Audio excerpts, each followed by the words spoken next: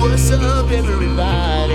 It's Mr. Talkbox. Check it out. You need to like and subscribe. Come on and catch a vibe. Boy, DOA playlist. Let's keep it funky.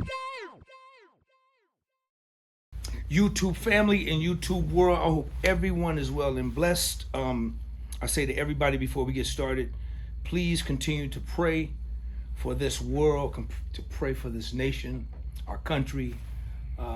We really need prayer right now.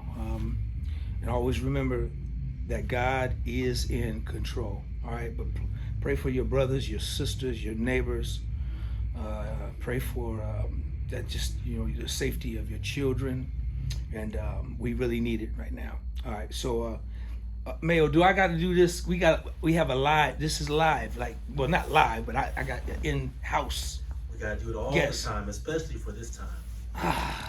Bear with me, brother. I gotta do something. Y'all, please go and like and subscribe to the page. Please go and like and subscribe to the page. Please go and like, subscribe to the page. Please go and like, subscribe to the page. Leave a comment. Please go and like and subscribe to the page. That's 5 times, right? 5 times. All right. So my producer makes me do that every time we do a show. Starting and beginning, he says it helps the algorithms or the isms or the mechanisms. I got to call Bootsy for some more ism. Bootsy! You know what I'm saying? Anyway, listen. I'm sitting on this couch alongside a superstar, R&B superstar, living legend, and I'm honored to have him in my presence, and I'm happy that he's in my studio. This is a dear friend, dear brother. I knew this brother way before he knew me.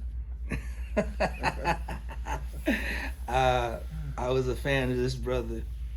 And junior high school, I recognized this brother. I discovered this brother when he was in this serious gospel quartet group called Glenn Jones and the Modulations.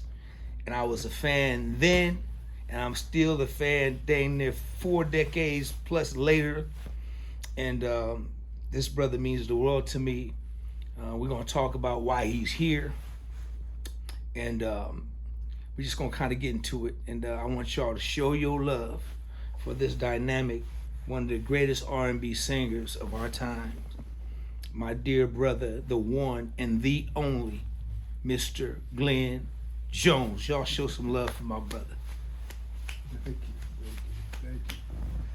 you. My man. Hey man, just know, Glenn, when we do this, it ain't just 2 people, it's 50,000 people. Right. Oh man. Man, gee, what's up, man? Hey bro, here with you. Glad to be here. Man. Just enjoying the time and the music and just chopping it up and just talking about old times and talking about new times too. Right.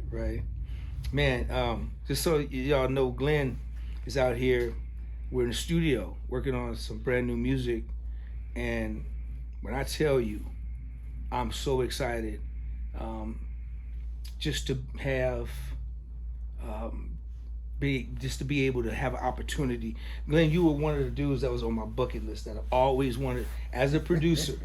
I always wanted to work with, man, and when I used to listen to Glenn Jones and Modulations, man, whoever would have thought, man, that I would have you in my life, man, for over, several years, a long time, y'all.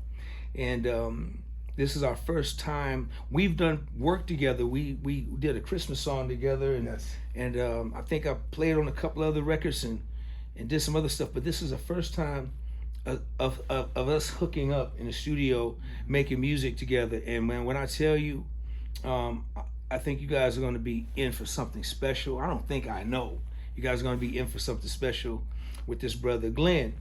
Let's get it started like this. Where you from, bro? I'm originally from Jacksonville, Florida. Duval. Jacksonville, Florida, Duval. That's Now, I'm right. not hip to Duval. Well, Duval County, that's what we say in Jacksonville. Duval. Oh. You know, yeah. That's Okay. part of the Jacksonville experience. Okay. Born and raised. Born and raised. Okay. You know, 9 kids. I was a baby.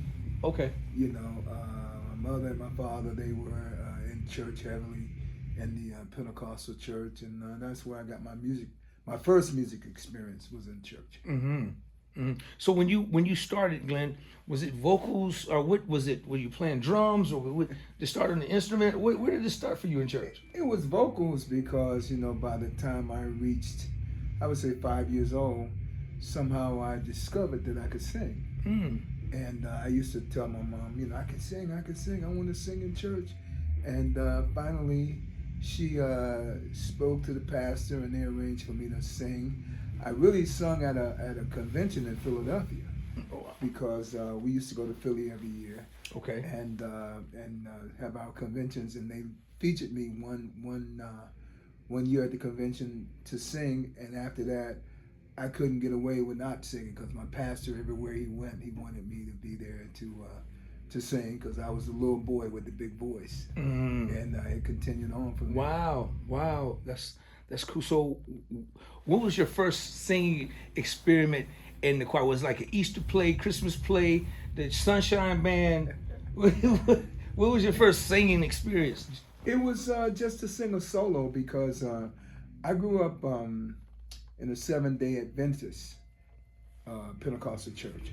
So we had services on Saturday, but on Sundays we had our special curricular activity programs. You know, they would bring in other singers and stuff, and sometimes they would let me open up for whoever was going to be the guest singer at the time. Wow. Yeah. So, I know some of your brothers was in the modulations with you, correct? Well, actually, no. My brother Lewis Jones, he was my manager. Okay, he was a manager. But okay. I had another guy in the group whose name was Ronnie Jones, and his mother and my mother were best friends, but we weren't brothers. Oh, wow. And my family kind of got behind me. You know, they made a way for me to travel. You know, got instruments and transportation and all that. And my older brothers would take me to wherever I had to sing. I sung all over the country. You know, we would go to Philadelphia and Detroit and Chicago and different places, and they would take me and they acted as management.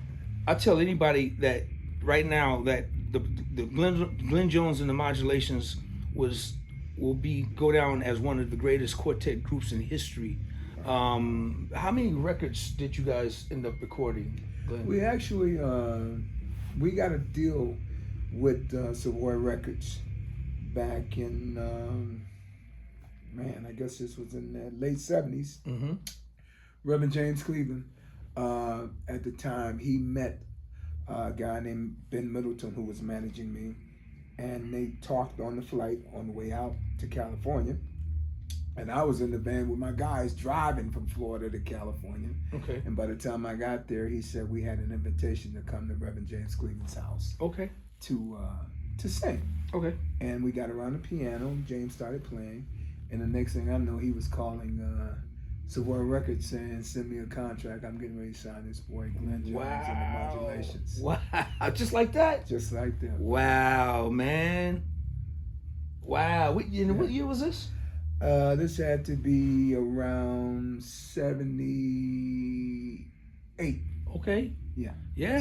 78. Yeah, because the first album was the title was With the Made Up Mind. With the Made Up Mind. Yes. Man, come on, man, come on. Sing a little bit of verse of that. Just sing a With a little. made up mind, with a made up mind, I'm willing to go all the way through. If it costs my life, I'm willing to pay the price because I've got heaven in my view. Come on, man. Put them hands together, man. That was my joint, man. Yeah, man. That was my joint. And then the second album, oh my goodness, man. Feel the fire. Man, I could not put that record down, bruh. Yeah, man. I couldn't put it down.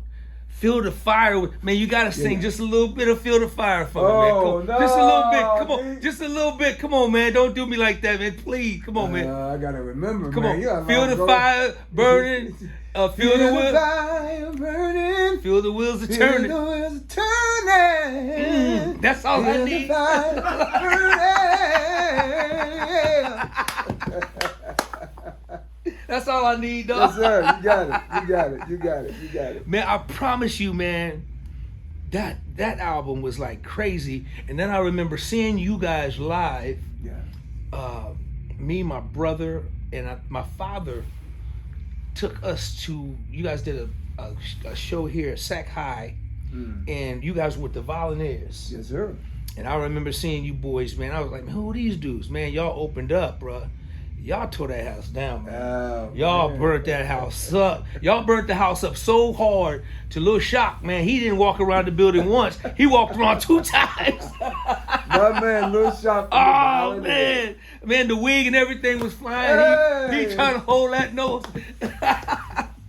Man, those were good times, man. Yeah, man, that was, a time that I'll never forget because I got a chance to go on the road with all of those great singers, like the Volunteers and the Mighty Clouds of Joy and the Dixie Hummingbirds and the Five Blind Boys and the Williams Brothers.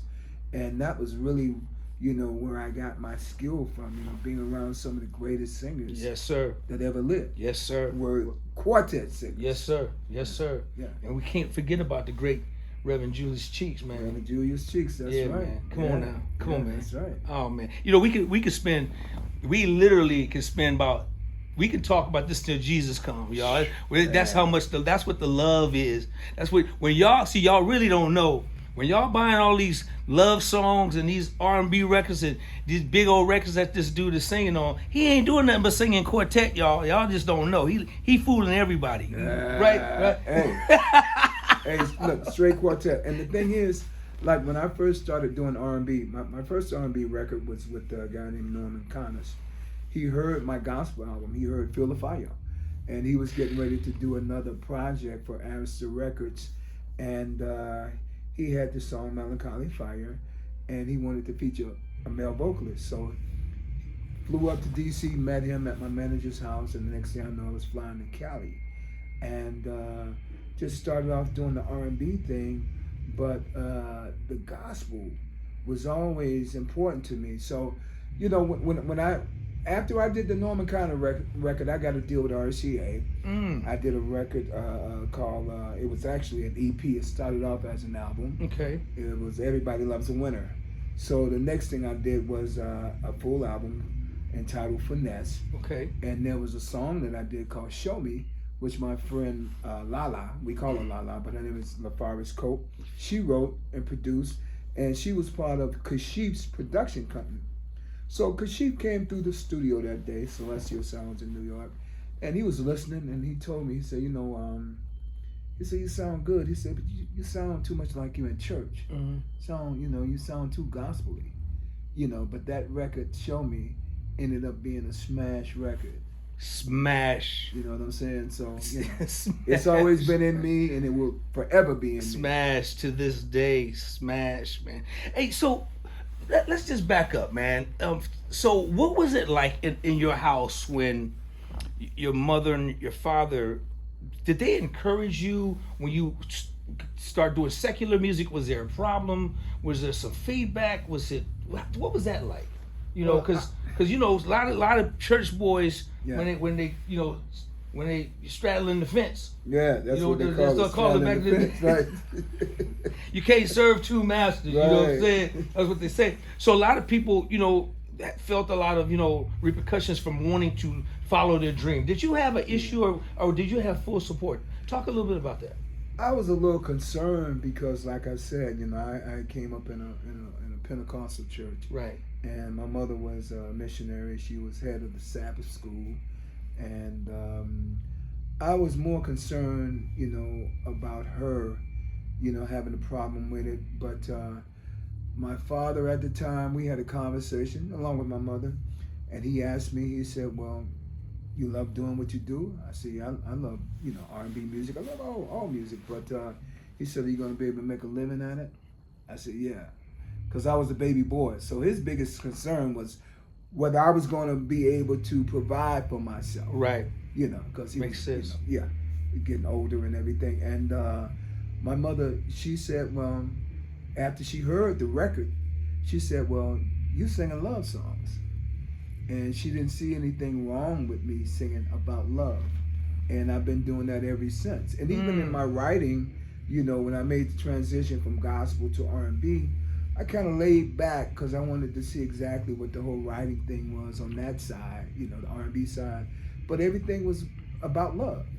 So I knew about love because I was already a songwriter. I was already writing gospel. Okay. And I just continued in that direction, and it worked out fine. And my family, I had their support, their full support. So with that being said, did you have like limits and boundaries of what you would and would not sing? I know you've been pitched probably a lot of different songs, and you know, did you have like, you know, standards and things you wouldn't cross because of your background, or if it was a hit, it was a hit and you was gonna sing it, or what did No, I did have boundaries. Okay. You know, because of my upbringing, and I wanted my mother and my family to be able to enjoy the music that I was doing. Also, you know, Yeah.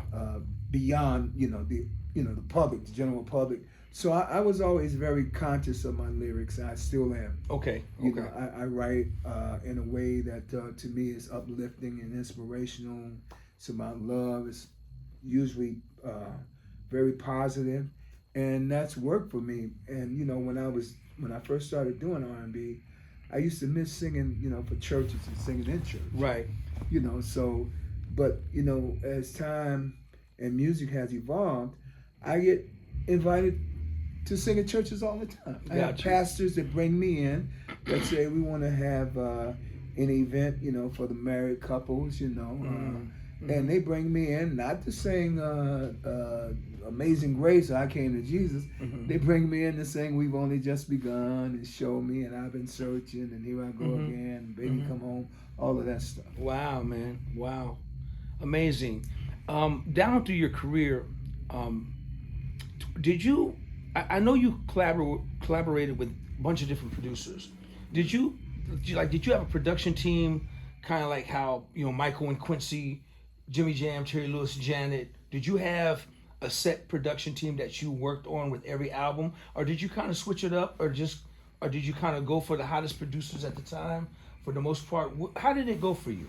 Well, I did both. You know, I did. I went after the hottest producers at the time. Okay. Which sometimes that it worked and sometimes it didn't, because a lot of times those guys have so much music, you know, in the can, you know, tracks that they've written, you know, and haven't released, and sometimes they'll just give you whatever they got, you know, and it's not necessarily the best record. It's not, you know, the best song for you. Right. And a lot of times I would work with young producers, up and coming guys that didn't have that history, didn't have that track record. Sure. Because I felt like they were gonna take their best shot at trying to help me get a hit record.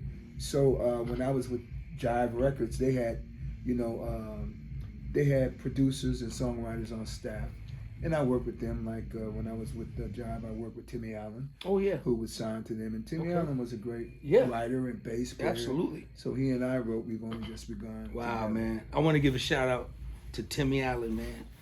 Brother. What's up, T? One of the baddest, greatest bass players walking the planet Earth, man. I'm a major fan. You don't know me, but I know you, brother. I'm a fan. Well, we might be related.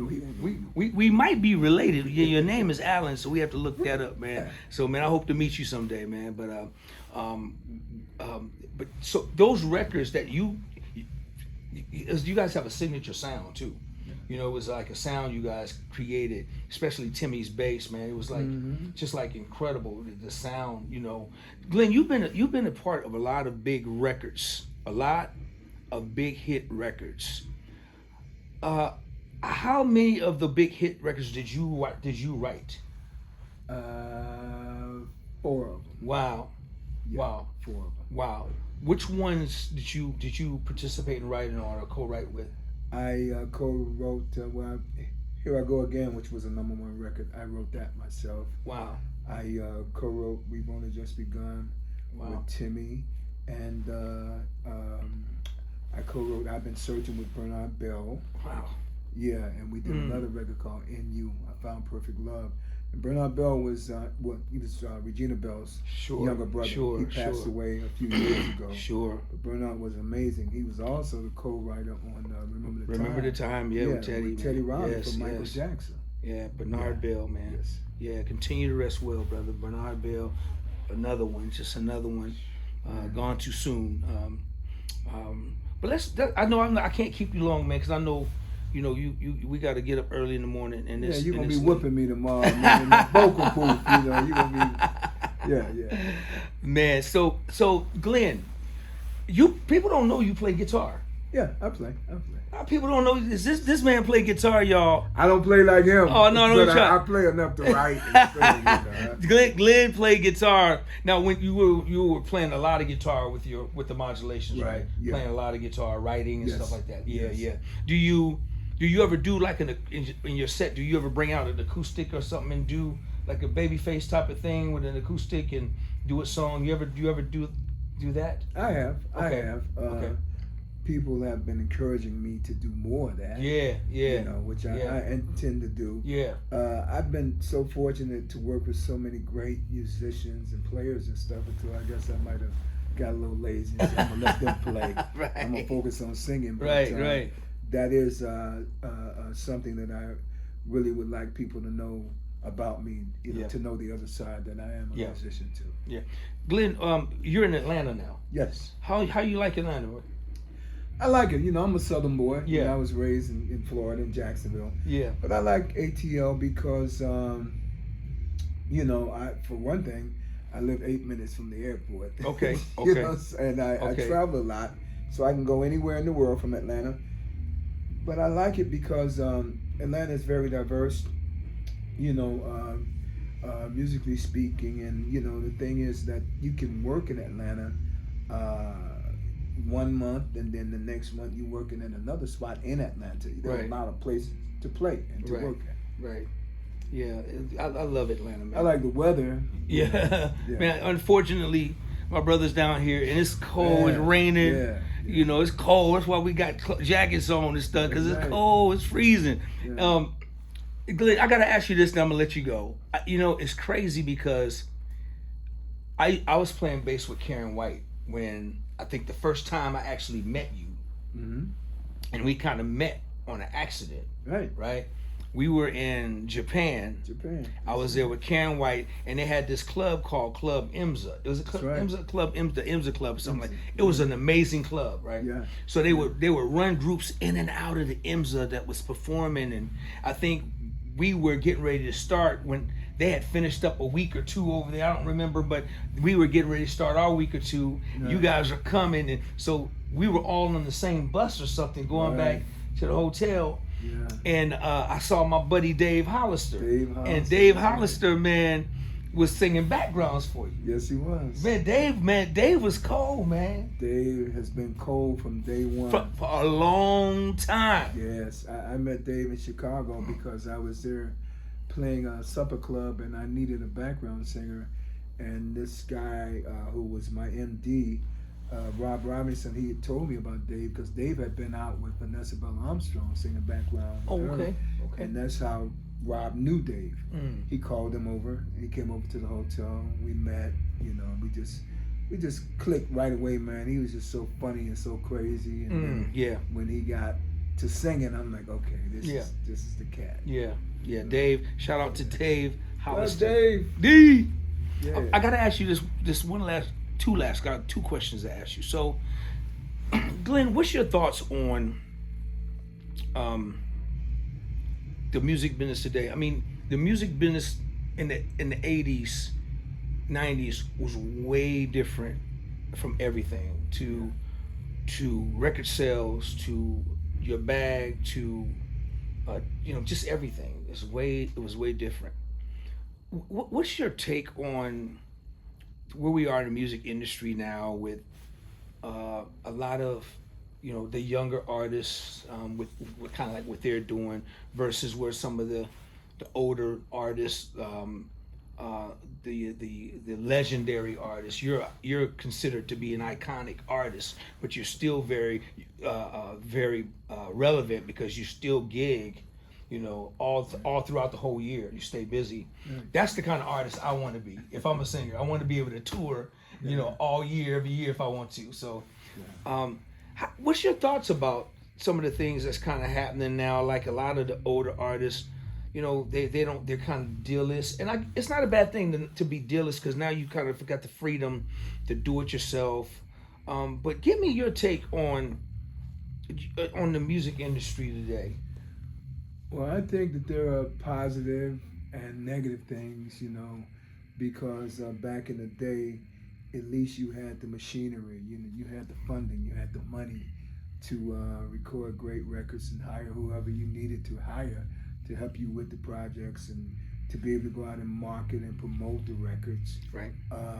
Now you have more freedom to record any kind of record you want, but at the same time, how do you get it to the masses? You know, and I know that you know, everybody's using, you know, the internet and social media for everything, but you know, just like always, everything costs money. There you go. Yeah. That's the bottom line. Yeah. You know, and without having the resources, it's really hard to make the impact that you need to make. But people to find a way, and the thing is that the most important thing to me is to still do great records. Yeah. I think the reason why, like you said, I'm still working, you know, all of the time is because of the kinds of records I did. Yeah. I think I did timely but timeless records. Yeah, absolutely. And to me, that's the most important thing.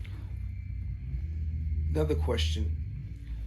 Glenn, you cut these records in the 80s, in 78, 79, 80 on through. That was a long time ago, man. And what's crazy is that you're one of the only artists that I know, and correct me if I'm wrong, because I listen to your records. I watch your shows. I watch you on YouTube. I'm a fan. I'm a Glenn Jones fan, y'all, period. Bro, you still doing these records in the same key. Is that right? Yeah, but it's not as easy as it used to be. I'll say that. But the fact that you still have your range, man, doing these records in the same key, bro, is like absolutely crazy, man. How do you take care of yourself? How do you get to that as a singer? What do you have to do in order to maintain that kind of stuff? And what don't you do? Right. I think that is really a gift from God. You know what I'm saying? I believe that. Well, even when I was a kid, you know, like when I was coming up, Michael Jackson was my idol. Mm-hmm. And everything that he was singing and all those high keys, I was singing just like that, just like he is. Wow. You know, and in later years, your voice changes, but I try to preserve myself by, you know, getting my rest. You know, back when we were young, it's like, okay, the show is over, we got to go to the club for the after party, this, that, whoop, whoop, whoop, whoop. But I just try to, you know, be mindful and take care of myself and awesome. watch my diet. You know, awesome, man. Yeah, awesome, man. Brother, man, I could keep you here for a long time, man. I just appreciate you coming on, hanging out with me and my YouTube family, and man, we were gonna do it on Zoom like I normally do, but this works out even better, man. I get to have my brother on the couch, just having a conversation with me, and y'all listening in, checking this out, you know, having fun. So I'm glad it worked out this way. One more last question. I'm gonna ask you I could ask you from so many different point of views, but we're gonna talk about R&B singers. Okay. Give me, if Glenn Jones gonna put his 4 top R&B singers on Mount Rushmore, give me your 4 top R&B singers you're gonna put on your Mount Rushmore. Is that living or past? Either or. Okay, well, on the top of that mountain, You got to put Stevie Wonder up there. You got to put, I would say, Donny Hathaway. You got to put Joe Thomas on there. And you got to put Aretha Franklin. Yeah. Yeah. That's a heavy list, man. Hey, bro. That's a heavy list. That's what it is. Well, y'all know how we do. I get to make my pick, right? And normally I give him a pinky, but this brother get a full size. This brother gets a full size finger. Normally when I do it, they only get a little nub, but at least they on there, right? Yeah. They on there because normally I put them up there. That's my pick. They only get a little nub, but this brother gets a full finger. Okay, I'm gonna put my brother Glenn Jones on that list with Stevie, Joe, Aretha, and what's the other one you said? That's the third one, the fourth Donnie. one? Oh, Donnie, of course. Add my brother Glenn Jones to that list. Can I get an amen, Mayo? Thank you, bro. Yeah. That's real talk, man. I'm not saying it because he here. I literally been a fan. He knows it. I've been a fan of this dude since I was a kid. I knew this dude before he knew me. That's for doggone show, man. Brother, thank you, man. Oh, wait a minute. So we working on some music I told y'all about. We can't tell you much, but when I tell you that it's incredible, we got some incredible writers that we're working with. Got to send a shout out to my boy Anthony A.K. King, and I got to send a shout out to the big homie Eric Dostey for all of us getting together, making some music together with this brother here. And I'm so excited for what's getting ready to happen. Today was our first day, and when I tell you, it was a joy working with this brother. This brother just, we worked a little bit. It was a good day. Yeah, we worked a little bit, but it was a He great will day. work you. Yeah, we worked a little bit. You know what I'm talking about, AK. He will work you, brother. It's all good, though. It's all good, man. Brother, listen, man.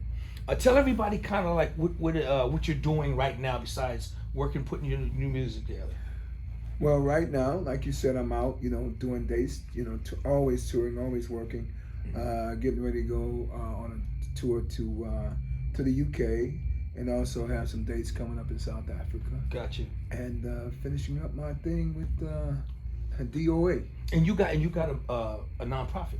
Yeah, I have a nonprofit called the Love Jones Foundation, which basically we go in and love on the forgotten seniors. I go in, I take my rhythm section into these facilities, and we play everything from the Temptations to Glenn Jones to Frank Sinatra to Nat King Cole, and just to show them, because a lot of people that are in those facilities, they used to be active in the music business. They used to sing and play and in church and clubs and stuff. We do that, and we also work with the young people through most of the time the Boys and Girls Clubs, trying to teach them the history of music and how music has changed and evolved and the different formats that we've been through. So Glenn, is there any way you got a website, people can go to your website, or They can go, how can they donate as well? They can go to the Love Jones Foundation .org website, and we also I'm on Instagram, Okay. Real Glenn Jones, and TikTok. I'm on TikTok, Glenn Jones, Real Glenn Jones, and just reach out, give us a shout out. Y'all, please go and check my brother out. He has an incredible unsung story. If you guys haven't seen his unsung story, please go check it out. And just and follow my brother, supporting. Make sure there's a lot of artists out there that are iconic, legendary artists that are out there and that's still doing their thing. I got to shout out to my sister Karen White, who has a great record out right now. So these artists will live forever. Their music will live forever, man. You guys got hit records, that's been around, for 4+ decades. Yeah. And I'm just honored to be. Oh yeah, man.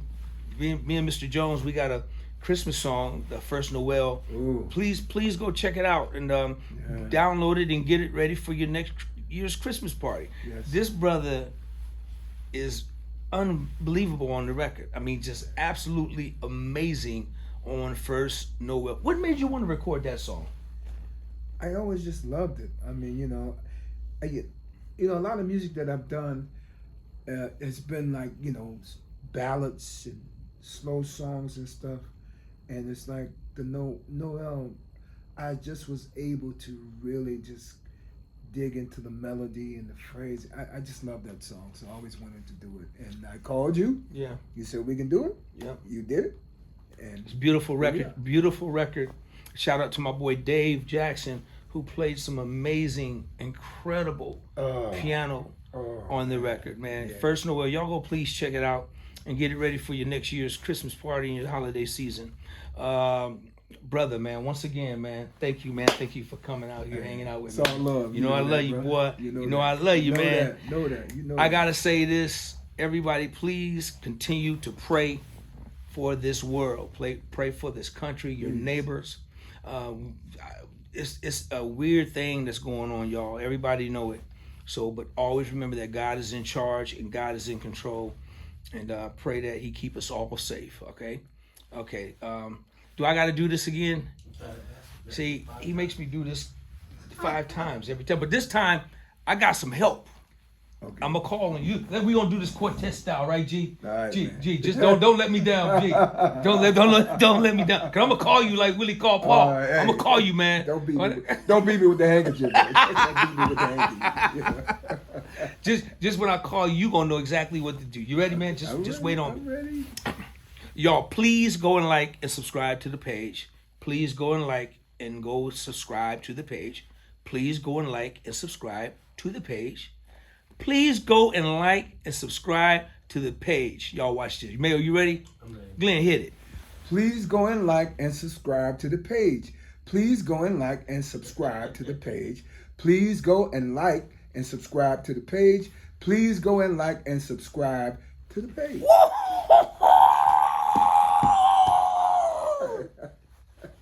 Man, I told you we cold, bruh. Come on, man. Forget the album and let's just go on tour, man. Let's put our suits on, Hey, man, we gotta get that bag though. Man. We ain't gonna get no bag on it. Nah, we gotta get that bag, brother. Come on, man. Hey, man, I thank y'all for hanging out with me today on this special DOA playlist live here with me in color. Pun intended. In color. No, just playing. Y'all show your love for my dear brother, the one, the only, the R&B superstar, Mr. Glenn Jones. G, come on, man. Thank you, man. Thank all you. good, man. Oh, All right, man. Right on. DOA playlist. Let's get the funk in.